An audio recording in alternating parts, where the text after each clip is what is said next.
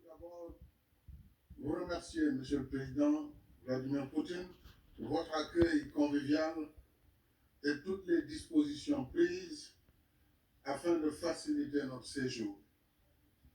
Je me réjouis de vous retrouver pour la troisième fois en 2 ans, après notre rencontre du 3 juin 2022 à Sochi, en ma qualité de président en exercice de l'Union africaine, et plus récemment, le 17 juin dernier, dans le cadre de la mission africaine de bons offices.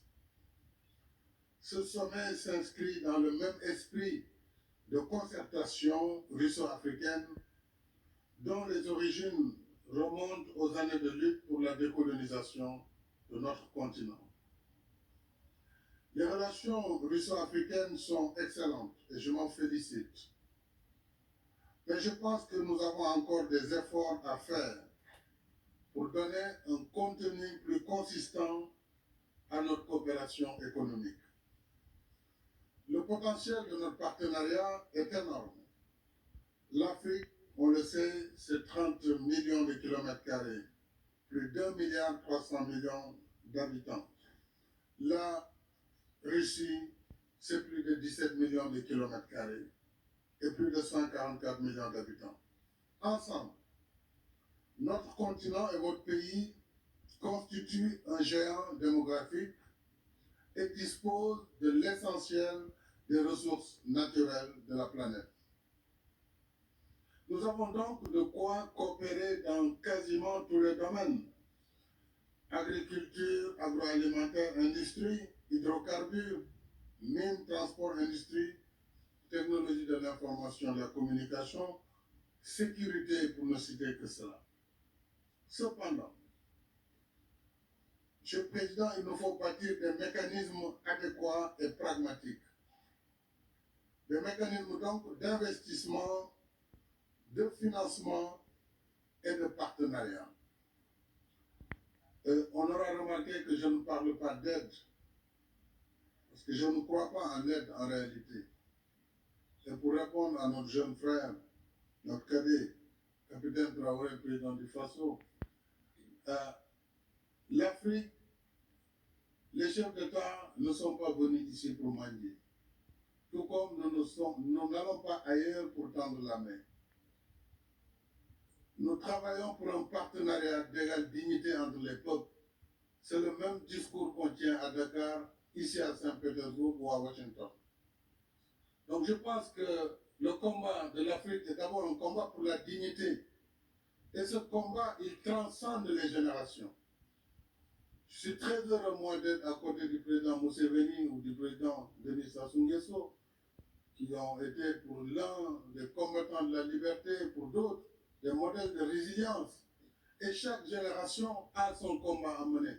Le nôtre, c'est de combattre d'abord le terrorisme qui est en train de gangréner notre continent. Mais aussi, c'est de travailler pour le développement de notre continent. Mais si on y regarde de très près, pourquoi l'Afrique en est à cette situation? C'est justement le poids de l'histoire, l'héritage de l'esclavage, de la colonisation qui se poursuit à travers des manifestations de néocolonialisme et à travers l'injustice du système que nous combattons au quotidien. Nous avons demandé la réforme du système des Nations Unies. Nous avons demandé la réforme de la gouvernance mondiale qui, aujourd'hui, conditionne la vie de nos États. Et quels que soient par ailleurs nos efforts, si ces règles ne sont pas modifiées, eh bien, nous n'irons nulle part. C'est pourquoi il est important que nous travaillions dans la solidarité, que nous travaillions également à l'échelle du continent, puisque les défis sont majeurs. Nous avons des micro-États hérités du Congrès de Berlin qui nous empêchent de travailler à l'échelle. Si on ne comprend pas cette situation, on perdra beaucoup de temps sans efficacité. Je crois que la Russie, avec ses capacités en matière d'investissement, peut travailler avec l'Afrique sur ces grands projets régionaux. Et l'Afrique a besoin d'infrastructures de développement. L'Afrique a besoin de chemins de fer. Elle a besoin d'électricité, de barrages. Elle a besoin de la sécurité collective Et sur tout cela, l'Union africaine, à travers différents mécanismes, que ce soit l'OTAN-NEPAD, que ce soit les programmes régionaux, nous avons le programme qu'il faut, et je pense qu'avec la Russie, nous pourrons travailler ensemble avec les BRICS et avec tout autre partenaire qui souhaiterait travailler dans nos priorités. Nous pourrons ensemble bâtir une prospérité partagée. Je pense que, s'agissant maintenant de nos soucis, et notre souci principal reste la paix sur le continent. Notre souci, c'est la sécurité à l'échelle du continent et du monde. Nous souhaitons, Monsieur le Président, la désescalade pour aider à l'accalmie et à la restauration du libre commerce des céréales et des fertilisants. Ça, c'est mon discours depuis le premier jour du conflit russo-ukrainien. Puisque l'Afrique, au-delà du blé, produit des céréales. Nous produisons du mil, du maïs, du sorgho. Nous produisons toutes sortes de céréales. Mais sans fertilisants, comment allons-nous faire? Donc, toutes les contraintes contre le commerce des céréales et des fertilisants doivent être levées. Mais ce soir, nous verrons le président et je pense que nous aurons l'occasion, sur l'initiative de la paix africaine, d'avancer sur ces sujets.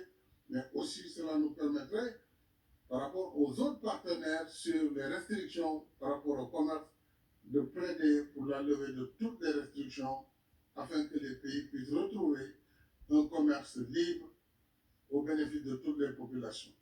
Monsieur le Président, je vais m'en arrêter là puisque je ne voudrais pas être plus long, mais nous souhaitons une action de la Russie à l'échelle de l'Union africaine dans le domaine de la sécurité. Nous avons une architecture de la paix pour l'Union africaine. Nous sommes en train de voir comment l'Afrique peut prendre en charge dès lors que le Conseil de sécurité a failli à cette mission qui est de restaurer la paix partout dans le monde. Le terrorisme gangrène notre continent sans qu'il n'y ait aucune solidarité majeure en faveur de l'Afrique. Donc ce sujet-là, je pense que c'est un sujet important pour notre sommet. L'autre sujet important, je l'ai dit, c'est vraiment l'investissement que nous devons pouvoir faire ensemble pour une prospérité partagée. Je ne peux terminer, Monsieur le Président, sans vous féliciter et vous remercier pour le soutien diligent que vous avez apporté à la demande d'adhésion de l'Afrique comme membre de plein droit du G20. Cela participe de notre revendication pour une gouvernance politique et économique mondiale plus juste et plus inclusive, y compris par la réforme du Conseil de sécurité, afin que l'Afrique y trouve enfin une place plus conforme aux réalités de notre temps. Encore une fois, merci pour votre invitation et plein succès à nos travaux. Je vous remercie de votre aimable attention. Спасибо, уважаемый господин Monsieur le Président. Вы дали Vous avez хорошую пищу для fourni дискуссии. une évaluation et une base pour nos discussions. Je vais essayer de ne pas tout en dire, mais je voudrais quand même attirer votre attention au phénomène suivant. D'abord, effectivement, je suis complètement d'accord, nous sommes tous d'accord pour dire que malgré la disparition du joug colonial direct, le système du néocolonialisme persiste. И мы видим эту On a été гегемонию, créé как cette в финансах, hégémonie технологиях, financière, продовольствии, technologique, alimentaire кстати говоря, в условиях безопасности. persiste et dans le domaine de la sécurité ainsi. Aussi. Но наша и вот когда нам говорят, Lorsqu'on nous нужно dit жить по правилам, qu'il faut suivre les непонятно règles кем написано, то qui это sont и écrites par есть on ne sait qui, попытка сохранить эту C'est cela, систему la tentative de conserver ce système Потому что néocolonialiste. не хотят менять Parce этих правил, qu'ils а ne вы veulent как pas раз призвали changer к ces règles, изменению tandis que правил.